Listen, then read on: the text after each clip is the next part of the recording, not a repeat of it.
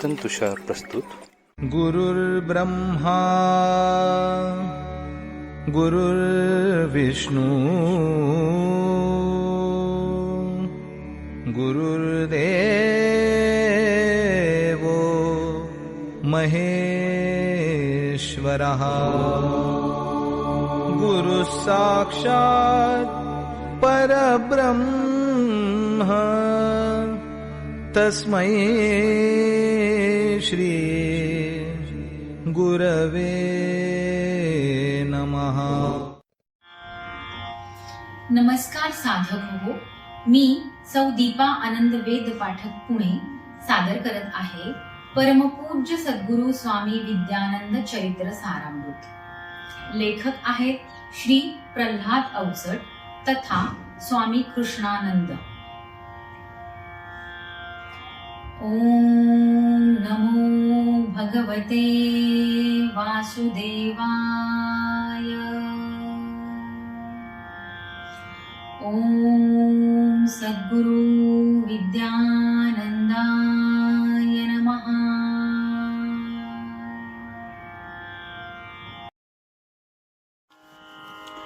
पर्व पहिले, सर्ग 2. बाळपणीचा काळ सुखाचा ऐसे जनका म्हणती, कारण तेव्हा आनंदाला नसे कोणती गणती. घडणे बिघडणे आणि घडविणे नसे कोणता विचार, मायतात ते जसे सांगतील असे हाच आचार. काय सुखाचे की दुःखाचे नाही उद्याची वार्ता, नाही कालचे स्मृतीत काही फक्त आजची वार्ता. वर्तमान जो जगतो केवळ तयास दुखविन काळ, बालपणीचे जीवन ऐसे म्हणती सुखाचा काळ. दामू पांडे असाच होता परी तसा वेगळा, इतरा समजरी बाह्य रूप ते अंतरी तो आगळा. लाविलला तो सर्वांनाही तसा गळाही गोड, स्तोत्रनी आरत्या पाठांतर ते देव पूजेचे वेड.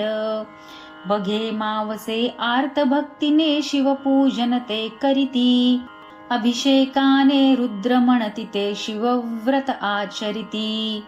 असे एकदा सर्व झोपले दामोदर तो जागा, अंधारातही उघडे डोळे विचार मनी त्या जागा.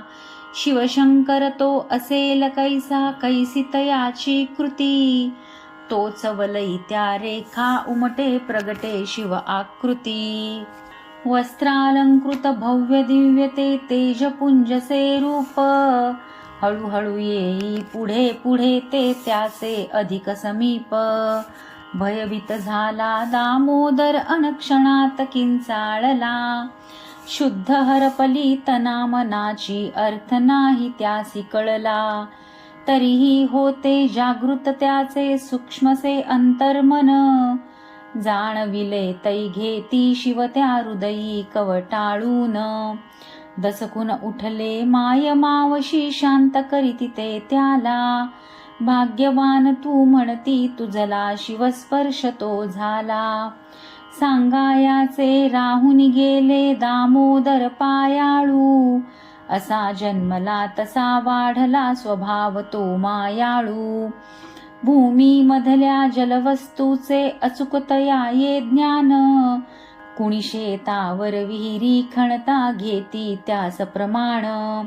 सामहातीच्या अंगठ्यावरती नवल घडतची होते, विविध दृश्ये दिसती त्या ते भवितव्य संकेताते. रीघजनांची येई जाई भौतिक प्रश्न घेऊनी, जुगार आकडा कोर्ट कचेरी पाही पडताळूनी. उपद्रव असा सामान्यांचा अजीसना तो खपला, डाग बिब्याचा नखी देऊनी विषयही संपविला. असामान्य ते गुण पाहुनी कुणीही हर्षित व्हावे, शैशवातुनी कुमार घडता परिवर्तन ते पहावे. देवाची ही करणी कैसी नारळात ते पाणी, उंच सखलता मृदू कठीणता तो न केव्हा मानी. कृपा करावी इतुके ठावे कृपानिधी तो देव, इतुके परितो जाणून घेतो भक्ताचा सद्भाव. कशी कुणावर कृपा होतसे कधी कुठे निकेव्हा, प्रारब्धाहून सुकृत वाढे असे जीवाचे जेव्हा. दामोदर हा असाच मुलगा सुकृत घेऊन आला, बालवयातही अनुभव त्याचा घरीदारी तो आला. चमत्कृतीच्या घटना जेव्हा जीवनात या घडती, तर्कसंगती जुळेन तेथे तयास दैवी म्हणती.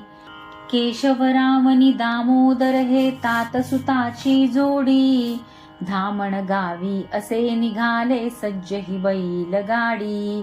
निघता झाली सावरखेडी तिन्ही सांजेची वेळ, भोजन समयी धामण गावी पोहोचू ऐसा मेळ. प्रवासातले अंतर होते केवळ 14 मैल, गाडीवान तो सहज चालवी धरी कासरा सैल. एक श्वान ते गाडी मागे उगाच धावत आले, भुंकत भुंकत 2 मैलाहुनी तसे परतुनी गेले. अंधाराच्या साम्राज्याने पसरून आपुले हात, वळवून नेले बैलगाडीला बाभुळवणीच्या आत. 3 जणांच्या गोष्टी चालल्या सहजे वळुनी बघता, ज्वाळे समसे काही दिसले गाडी मागून येता. जैसे जैसे जवळ येई ते स्वरूप तयाचे कळले, धगधगीत हे अग्निकुंड ही गाडी जवळी आले. भयभीत झाले पिता पुत्र ते तसाच गाडीवान, मंत्रस्तोत्र ते म्हणता म्हणती रक्ष रक्ष भगवान.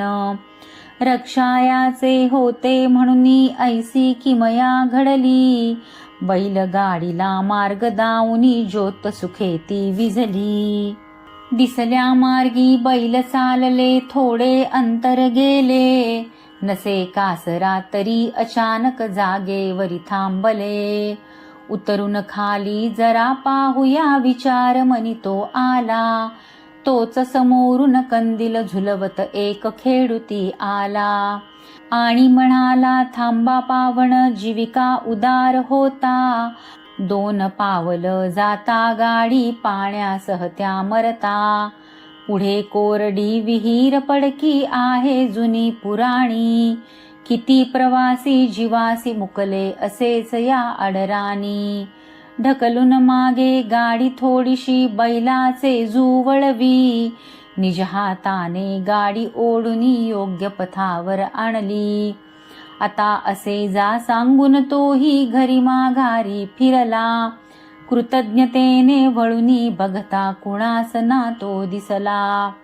चालू लागली गाडी आता ये चक्रित मार्गावर, 15 मिनिटे झाली नचये गाव शिवारावर. दिसू लागले जवळी आता दूर दिवेनी गाव, धामण गावा असे पोहोचले वाढे श्रद्धा भाव. भुंकित आले श्वान कशाला अग्निकुंड का आली, कंदीलधारी कोण खेडूती दैवी प्रचिती आली. हात जोडिले केशवरावे उरी घेतले पुत्रा, हरी कृपेने चिंबित झाले रोम दाटले गात्रा. पर्व 1 सर्ग 2 समाप्त.